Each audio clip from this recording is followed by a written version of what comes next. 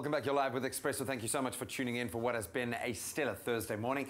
Now we take you back into the wild. Adopting exotic pets has become a very popular practice over recent years, with many people adopting all kinds of lizards, snakes, and other wild, and I stress wild creatures. While this may be a very popular trend, we have to keep in mind that obviously not only the massive responsibility it is adopting any kind of pet, but especially an exotic pet, but also the effect it would have on the animal as well and the ecosystem added to that.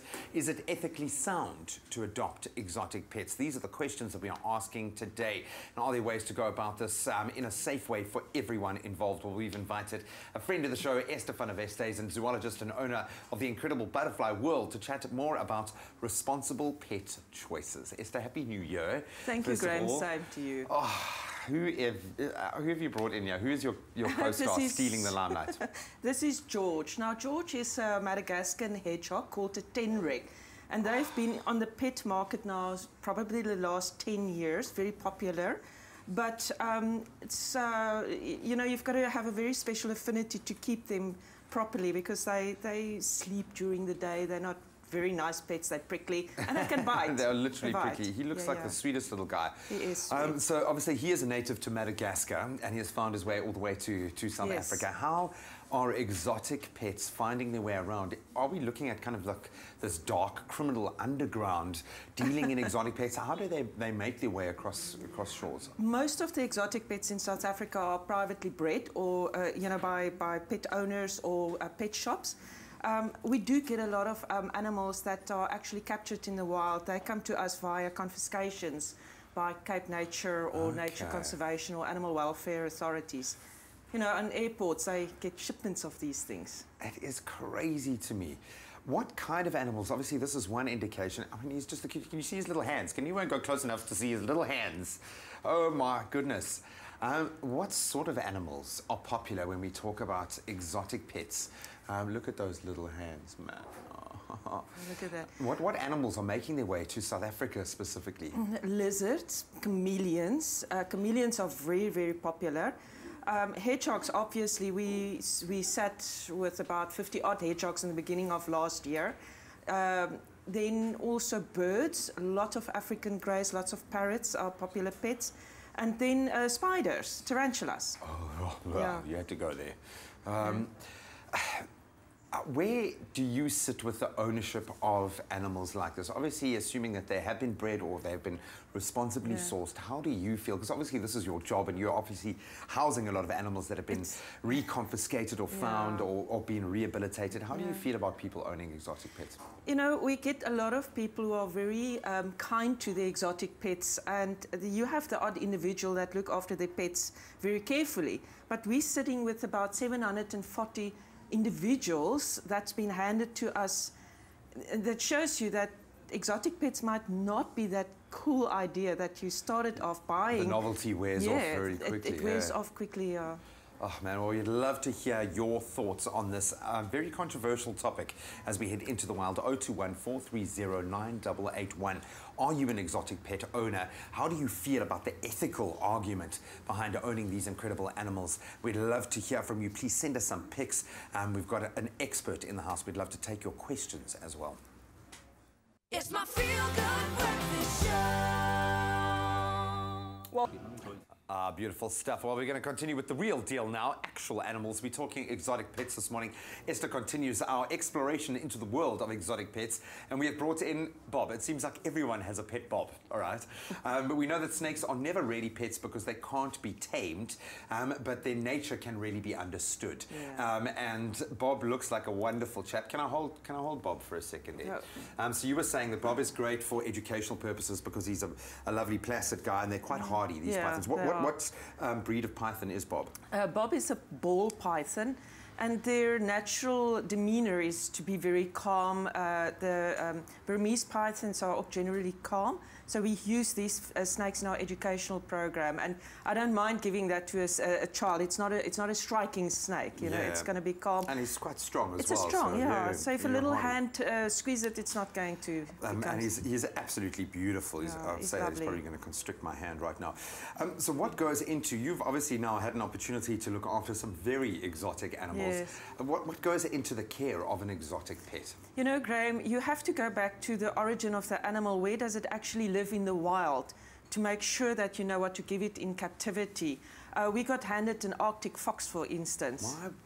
Now, how do you look after an Arctic fox in the Western Cape? So you've got to give it a room, an air-conditioned room. And if you have an animal that comes out of the desert, that moves around a lot, you've got to give it a big enclosure where it can move around a lot. But some of these animals are stuck in fish tanks, you know, where they don't get that movement. So you have to look at the origin of the habitat of these animals. And take into account that they are wild animals very often. You know, they haven't, you know, as much as we are breeding some of them in captivity, they are still instinct driven. Correct. You know, and their instinct stems from where they were brought up in the wild. Yeah. Is there a danger? Obviously, Bob is not a dangerous character, but are there dangers involved with the exotic pets that people aren't taking into account? A lot of these pets can become dangerous if they grow up. Take, for instance, meerkats. Most of the meerkats come to us because they're an adult, now they're aggressive. And people say, I can't keep it because it bites my toes and it bites my dog, and bites my wife. Take it. You go, boy. Yeah, parrots as well. Parrots can get terribly aggressive. And I've been bitten by a parrot, and it's painful. It can be. If it gets you in the right place, it can be very dangerous. Absolutely. Where do we stand on releasing or re-releasing animals like this into the wild? Once they've tasted captivity, are they fit to be re-released? Obviously, you put a huge amount of care into giving them those conditions, correct. But it's still not the wild.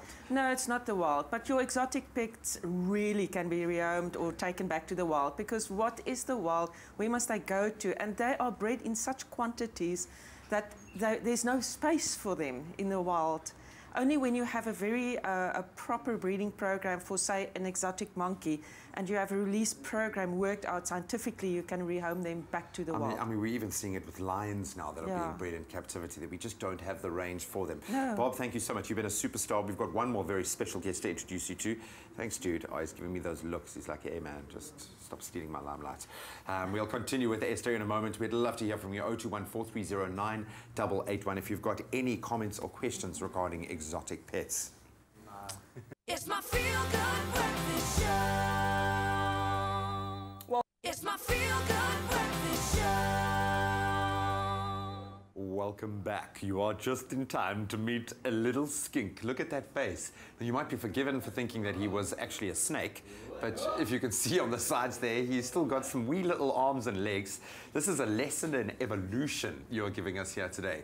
So you can see where I stand on exotic pets and how interested I am in the creatures. I've got here a gent that I've dubbed Leonard, because he just looks like a Leonard to me. He is a bearded dragon, you say? Yeah, that's right. It's one of the most popular pets in South Africa. And they are from Australia, the same as this blue-tongued skink, an Australian animal. I mean, you can see next to water and next to nothing. Yeah. So we've got, is it Nicola on the line from Johannesburg. Nicola, very good morning. Thanks for connecting with us. How are you doing? I'm fine, thanks. How are you doing, Graham? Oh, very good. Very good. What's your comment or your question this morning?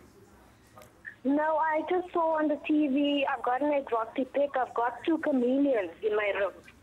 You've got 2 chameleons. What are your chameleons' names? Yep. My chameleons' names are Andy and Jane. I love that. So, how are you finding having exotic pets like chameleons? Is it quite difficult looking after them? How have you found the experience? No, it's not difficult at all. You just take them out twice a day just to start to walk.